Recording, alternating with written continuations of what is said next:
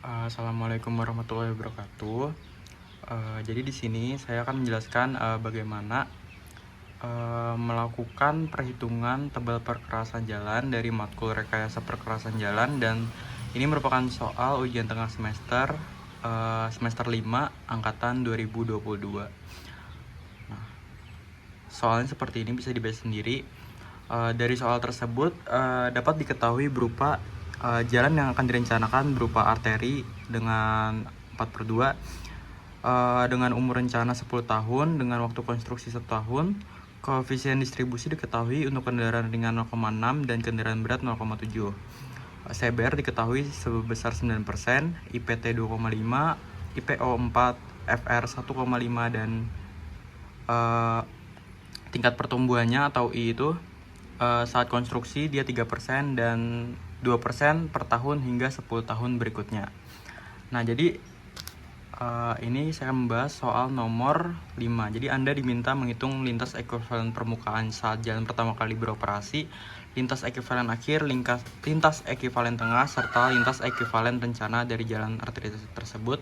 Kemudian rencanakan tabel perkerasan jika diketahui surface-nya laston A1 9,4, base cross-nya berupa laston atas dengan A2 9,28 dan subbase-nya menggunakan batu pecah kelas A. Nah, dengan A3-nya tuh 0,13. Nah, jadi yang pertama harus kita hitung adalah menentukan nilai E untuk setiap kendaraan. Dari kendaraannya berupa sedan, bus, truk 1,2H, truk 1,22 dan trailer 1,2 tambah 2,2. Nah, jadi kan yang awal kita menentukan nilai ekuivalennya kan, ekuivalen kendaraan.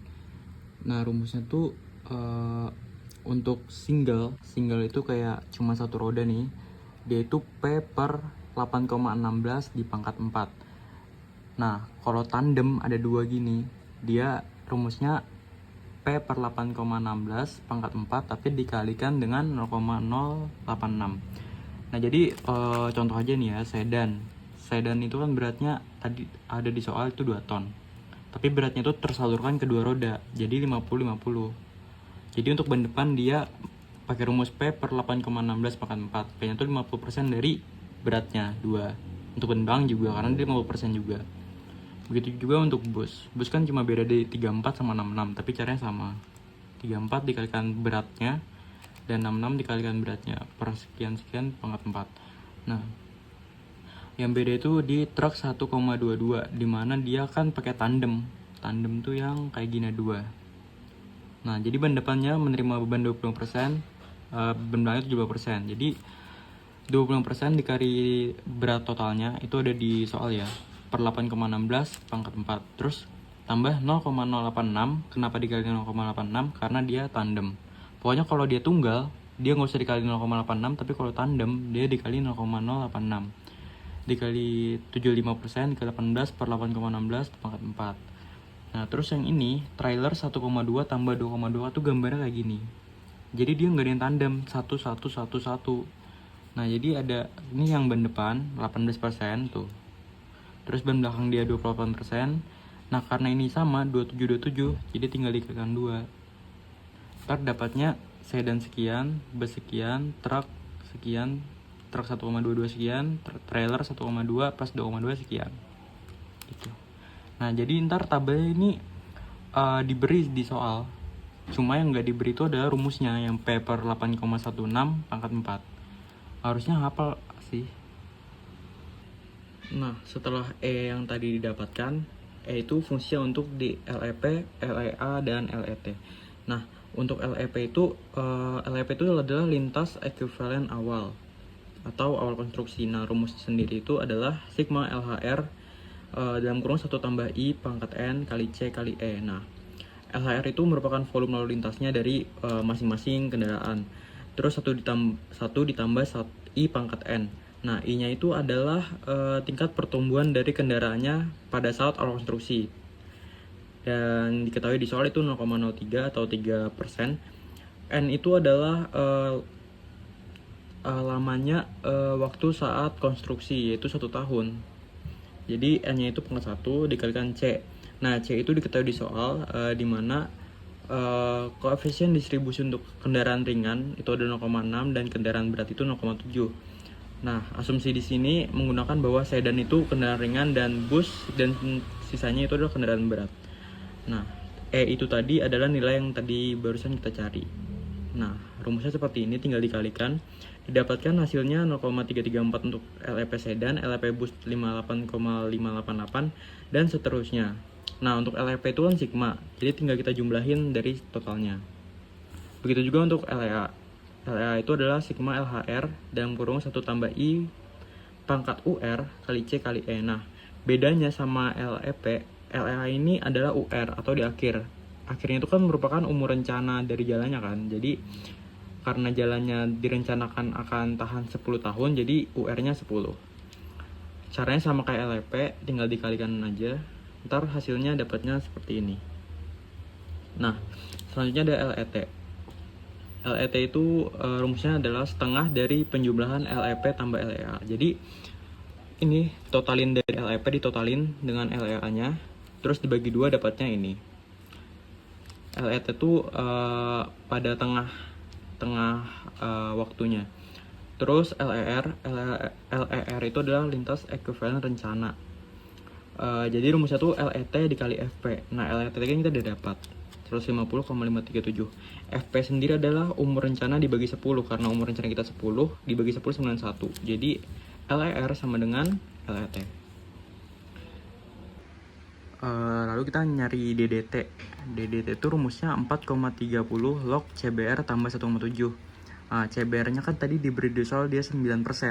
Jadi langsung masukin aja 4,30 log 9 tambah 1,7, dapatnya 5,8. Nah, kalau udah ini, kita masuk ke bagian ini, nomogram. Jadi gimana sih cara baca nomogram? Pertama, tentuin dulu dari kiri ke kanan. Nah, yang kiri kan DDT.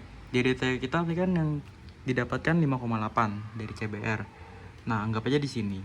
LR tadi kan sudah didapatkan ya. Dia 150, sekian. Nah, anggap aja sini. Kasih titik, terus tinggal tarik garis. Ketemu ITP yang ini, ITP tengah. Nah, terus kita beri titik lagi di FR. FR tadi di soal ada 1,5. Jadi beri titik lagi, hubungkan antara garis ini sama titik ini. Ntar ketemu di ITP yang ini, 6,5. Nah, jadi sekarang kita menentukan tebal perkerasannya dari masing-masing lapisan permukaan atas. Terus ada base course, ada yang subgrade. Nah, cara menentukan itu berdasarkan rumus ITP. ITP sendiri adalah A1 kali D1 tambah A2 kali D2 tambah A3 kali 3. ITP tadi kan sudah dapat dari nomogram. Nah, selanjutnya itu adalah ini A1, A2, A3 itu sebenarnya sudah diketahuin. Jadi untuk A1 permukaan itu dia menggunakan laston.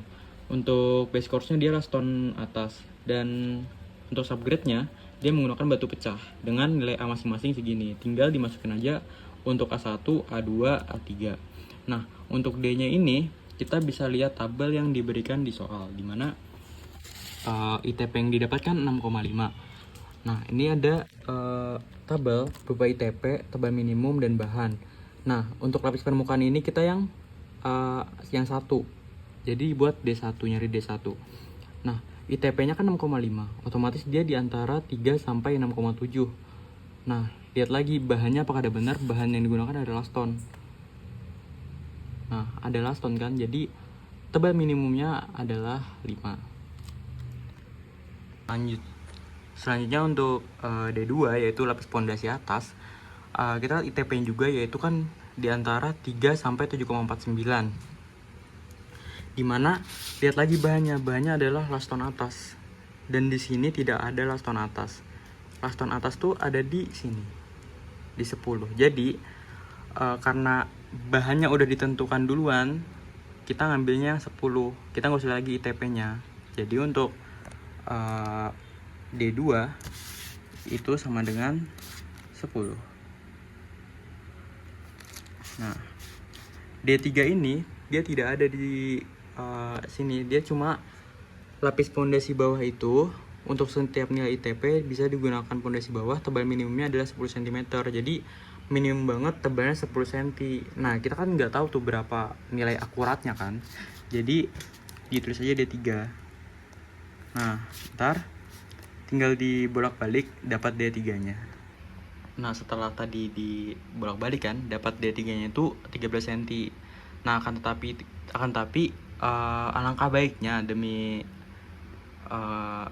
kemudahan pekerjaan gitu, kan nggak mungkin tuh mengukur 13 cm, kan agak sedikit rumit. Jadi dinaikkan menjadi 15 cm. Sehingga tebal perkerasan totalnya adalah D1 tambah D2 tambah D3. 5 tambah 10 tambah 15. Sehingga total perkerasannya kurang lebih 30 cm. Dan mungkin itu saja dari soalnya. Diminta hanya tebal perkerasan.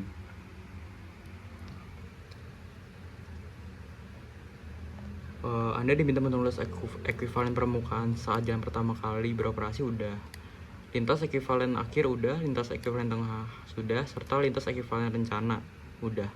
Dari jalan arteri tersebut, kemudian rencanakan tebal perkerasannya jika diketahui bla bla bla bla bla. Berarti kan sudah tebal perkerasannya rencana adalah 30 cm.